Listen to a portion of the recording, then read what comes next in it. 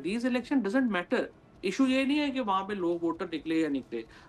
Issue ये है कि पीटीआई की जो जो हुँ। माशाल्लाह अक्लमंद लीडरशिप है, ये जो वो उनको अगर इमरान खान कह रहे थे बाइकआउट करना तो फिर बाइकआउट करते, और अगर नहीं करना था बाइकआउट तो आप 30 साल के सारे नौजवानों को टिकट देते कि जी बस आप लोग इलेक्शन लड़ें, हुँ। और वो अपना इलेक्शन वो खुद बना लेते।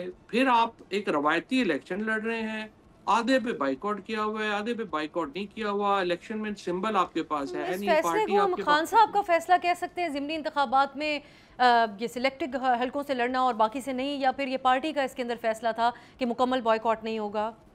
ये किसकी नाकामी है पार्टी फैसला के साजी की? एक कल एक बड़े इम्पोर्टेंट जो साहब हैं तहरीक इंसाफ के, वो मुझे बता रहे थे कि अली जफ़र मिलने गए खान साहब से। हुँ। तो अली जफ़र ने ये बुला के जो 3-4 लोग हैं खैबर पख्तूनख्वा के, उनको कहा कि खान साहब ने ये कहा है कि इलेक्शन ना लड़ें।